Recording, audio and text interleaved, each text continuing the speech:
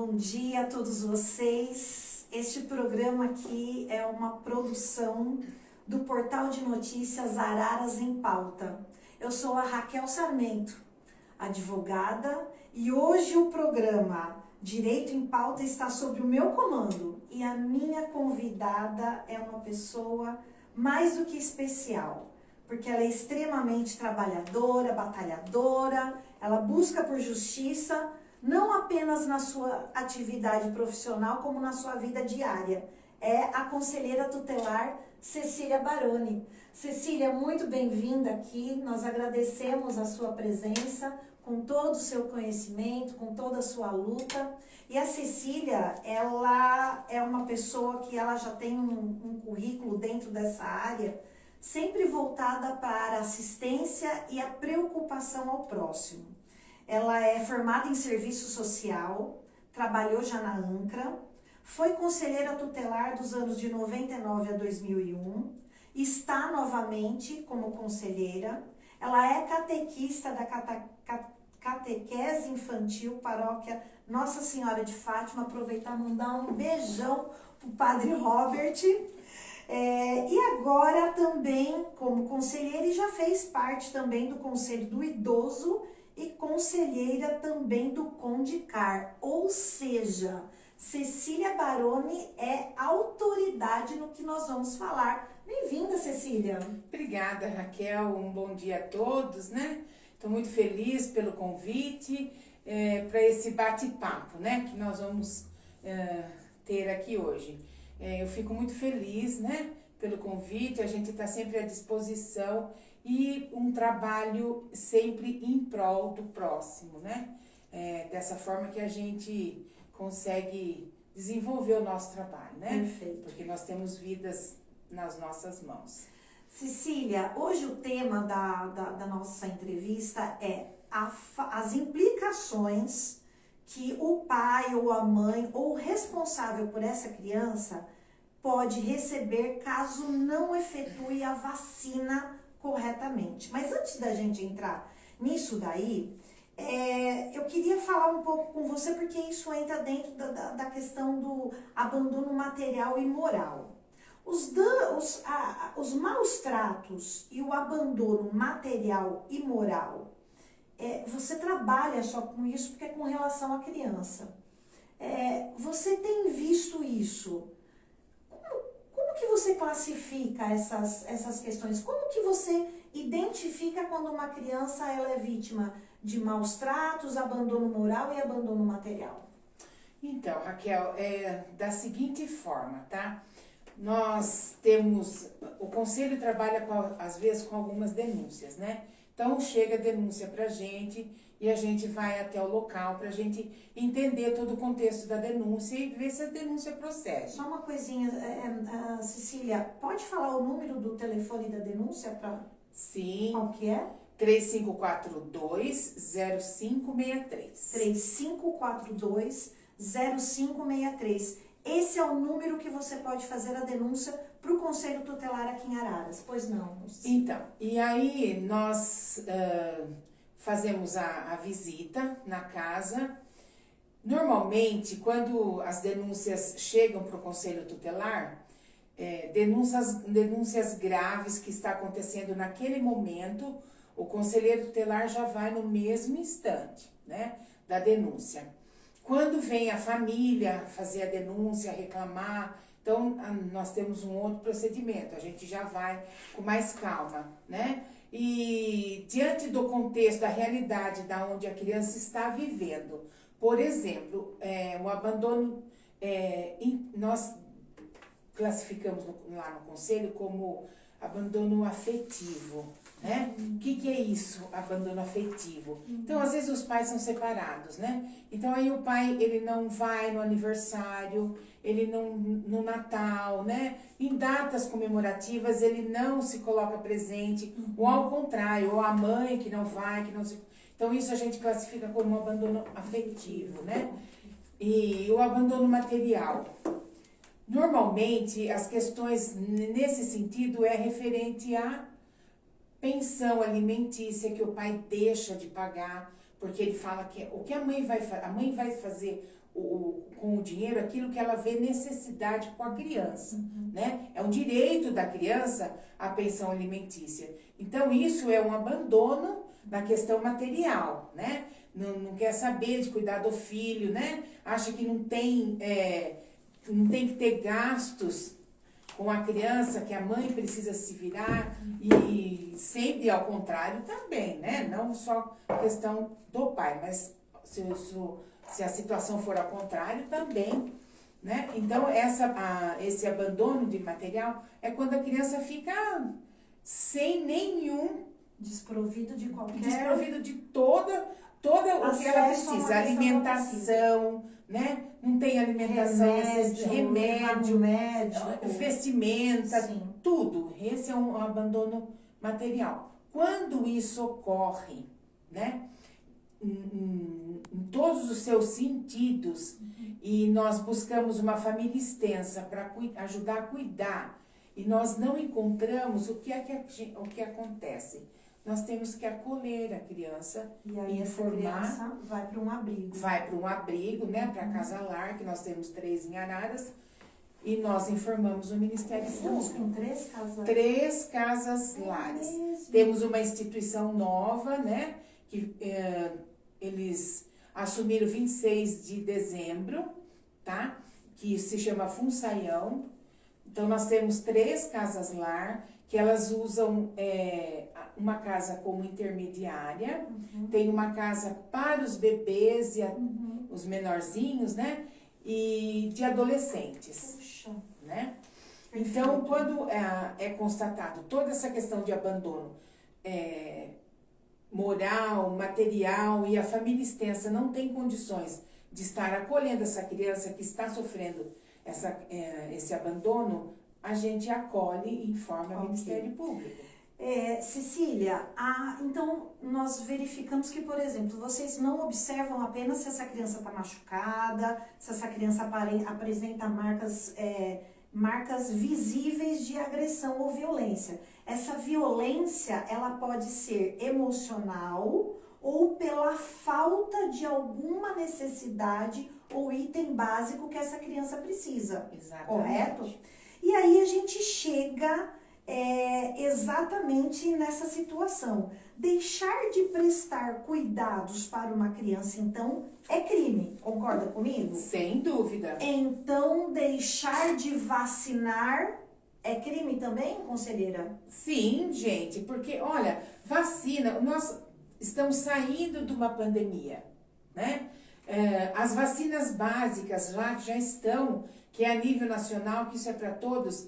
Essa carteira de vacinação, a criança precisa, desde que nasce, ela precisa ser imunizada durante todo o seu processo, né, na infância, contra as possíveis doenças, não é? Então, por exemplo, uma criança, se ela não é vacinada, ela vai para a escola, ela está em vulnerabilidade. Por quê? Porque não tomou as vacinas, não criou anticorpos, então o que acontece? É um direito dela sendo violado. Então, precisa estar vacinada. Perfeito. Né? Inclusive, sobre esse tema, eu cheguei a convidar alguém do Departamento de Saúde, na parte de vacinas, para estar presente aqui na nossa entrevista, para nós também questionarmos eles como que é o protocolo. Mas, infelizmente, a responsável, ela está em férias, mas se comprometeram de fazer nós vamos fazer um novo programa falando sobre esse assunto, mas com uma abordagem voltada diretamente ao sistema de saúde. Cecília, vamos lá. Já chegou no conselho alguma denúncia envolvendo pais ou tutores que não vacinaram os seus filhos? E se chegou, qual foi a providência que vocês tomaram? Olha, Raquel, é uma pergunta bastante pertinente, porque eu recebi uma denúncia faz 15 dias, né? Que a carteira da criança de vacina estava atrasada, que era uma negligência da mãe. Então, eu fui até o local. Chegando lá, o que nós observamos, né? O menino, 10 anos, tá? Ele ainda tinha uma vacina atrasada E o que nós descobrimos ali? O que a gente acabou esclarecendo para a avó? Ela trouxe um documento pra gente, onde constava que ela era a responsável em definitivo, que a guarda da criança era definitiva para ela. E ela nem tinha esse conhecimento desse fato. Então nós falamos, vó, essa criança, ele precisa receber a vacina, né? Ele precisa, a que está mais atrasada, que era a última que ele tinha que tomar, para depois, só depois que tem do tétano, reforço. O que aconteceu? Não foi dada a vacina. E a senhora é responsável por isso. A senhora que vai responder por ele. Então, ela nem sabia que ela tinha essa guarda definitiva. No dia, nós a orientamos, ela falou que a mãe não queria dar a vacina do Covid, que ela não podia fazer isso, tá? A mãe não queria. A mãe não queria dar a vacina. E vacina. ela estava respeitando a vontade da mãe, que não estava mais exercendo a guarda. Exatamente. Olha a responsabilidade civil aí, vamos lá. Exatamente. Então, quando nós colocamos para a avó que ela era responsável da criança, no dia seguinte, ela levou o menino, vacinou o menino, foi no conselho tutelar para mostrar a carteira de vacina em dia e o comprovante da vacina de Covid. Vocês estão entendendo? Essa criança, ela já foi tomada dessa mãe e desse pai e foi abrigada junto com a avó, porque com certeza houve algum problema de cuidados com essa criança. E aí essa avó, talvez por um respeito a algum tipo de crença dessa mãe, estava cumprindo a ordem dessa mãe que sequer mais exercia a guarda da criança. E sabiamente vocês foram lá e falaram, olha, a situação não é assim, a criança precisa ser vacinada, e ela foi. Então, nesse caso aí, a criança não deixou de ser vacinada por uma desídia, por um relaxo da mãe e do pai. Não, foi por uma convicção. Isso. E sobre isso, eu queria entrar agora na parte do direito, se você assim me permite, conselheira. Claro. Eu levantei a 26ª Vara Federal do Rio de Janeiro, negou um habeas corpus para uma mãe que se negava a vacinar os filhos. Só que ela queria que essas crianças permanecessem matriculados na escola. Vendo essa sentença, eu entrei em contato com a Secretaria de Educação. E esse fato também foi confirmado pela minha sócia, que acabou de matricular o filhinho dela de 1 ano e meio. E ali, a informação que eu obtive é o seguinte, que a Secretaria da Educação, ela exige não apenas a carteira, mas ela exige uma declaração do posto de saúde mais próximo, confirmando que em questões vacinais, essa criança está apta para estar junto com demais crianças dentro da escola. Então, eu vejo que a assistência, o Conselho Tutelar está ligado, a questão da Secretaria da Educação está ligada e a Secretaria de Saúde também está ligada. E nós estamos de olho nisso, porque não é uma questão de convicções ou crenças, é uma questão de saúde pública, né? Também vi no Tribunal de Justiça do Paraná, o estudante também teve negado a sua participação, a sua permanência dentro de uma universidade federal. Ele ainda era menor, ele tinha 17 anos, mas passou na Universidade Federal e ele teve a sua permanência negada e confirmada também pelo Tribunal de Justiça do Paraná. E, Cecília, se você me permite, o artigo 14, parágrafo 1º do ECA, diz que é obrigatório a vacinação de crianças nos casos recomendados pelas autoridades sanitárias. Cecília, esse caso, vamos pegar esse exemplo dessa avó. Você foi uma vez e detectou que a criança não estava vacinada. Qual foi a sua orientação? Que ela deveria proceder à vacinação. Isso. Você dá um prazo para ela ir lá apresentar? Sim, nós damos um prazo para ela, não mais que uma semana. É isso que eu queria saber. Quanto que é o prazo? Não mais que uma semana, né? Que é o suficiente para ela poder ir atrás e vacinar a criança. Se dentro desse prazo eu volto e pergunto, você vacinou? Eu quero ver a carteirinha. Ai, não tive tempo. Não, você já teve o seu prazo. Então, o que nós vamos fazer enquanto conselho? Nós vamos informar o Ministério Público. Ok. Tá? Vocês comunicam, e aí? Já teve algum caso onde o Ministério Público atuou determinando alguma coisa? Ou o que você entende que o Ministério Público faria? Olha, Raquel, aqui em Araras, nós não temos tantas negligências referente à vacinação. Porque nós temos muitas mães que fazem parte do programa que o governo oferece. Que programa? Auxílio Brasil. Todos esses programas, o que elas precisam estar em dia? Com a pesagem das crianças, com a carteira de vacina em dia e com a frequência escolar. Puxa, porque muito perde o tão falado Bolsa Família. Entendi. Então, esse um mecanismo que auxilia. Que de uma forma ou outra ajudou muito nessa questão das mães não serem tão negligentes.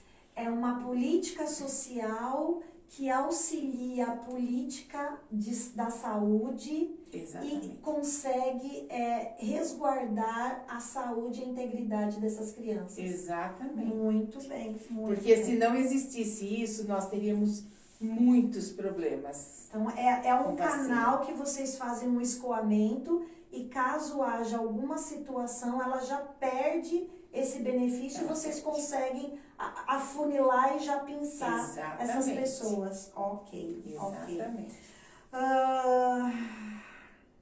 Falamos já da questão das matrículas, né?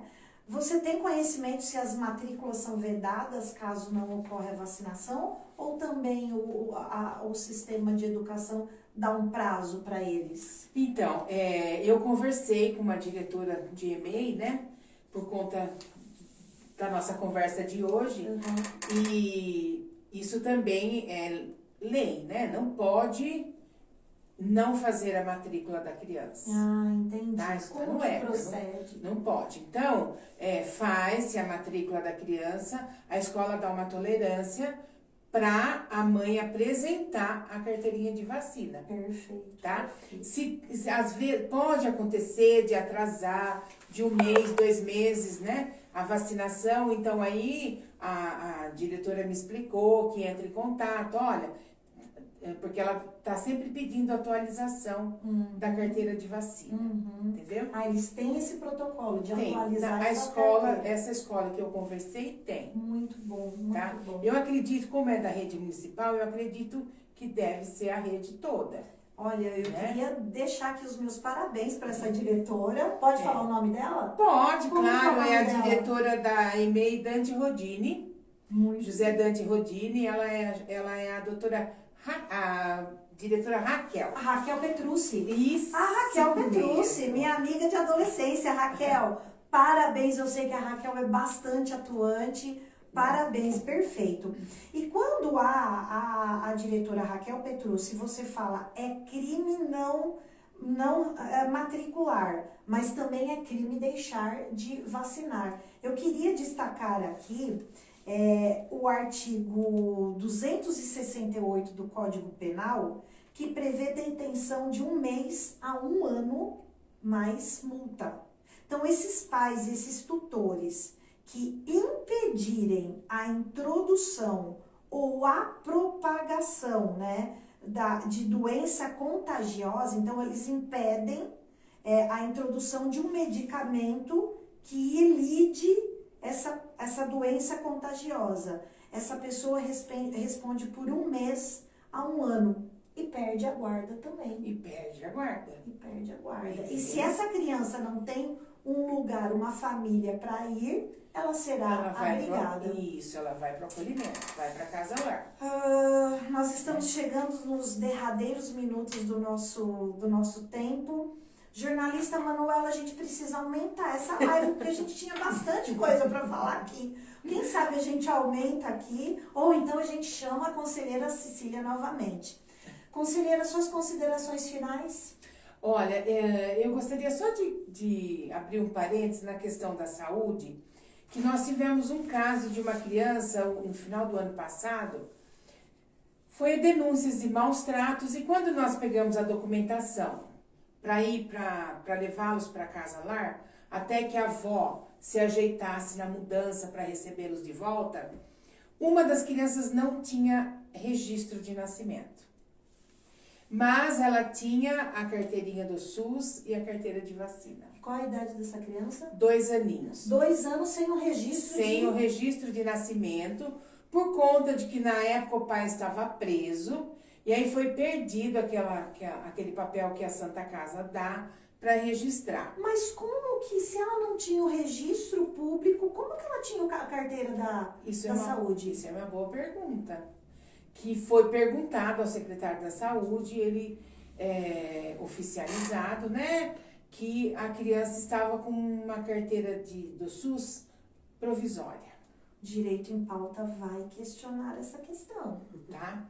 E amanhã a criança vai ser registrada. Amanhã? Amanhã. Finalmente. Então, a conselheira Helenice mandou para o Ministério Público e o juiz autorizou a criança ser registrada, pedindo para que a Santa Casa desse novamente o papel de nascido vivo para que fosse registrada a criança. Então, ele vai ser registrado amanhã. Eu parafraseio aqui as lições de um grande escritor, a vida como ela é. A vida como ela é. Eu agradeço imensamente a presença da conselheira Cecília Baroni, que tem sido assim, uma parceira enorme na luta de crianças saudáveis, de mães e pais responsáveis, de ter tutores responsáveis. O Portal de Notícias Araras em Pauta, com o Direito em Pauta, lhe agradece imensamente. E eu fico com você aqui hoje. O meu nome é Raquel Sarmento. E não percamos de vista o direito e as obrigações que você tem. Muito obrigada.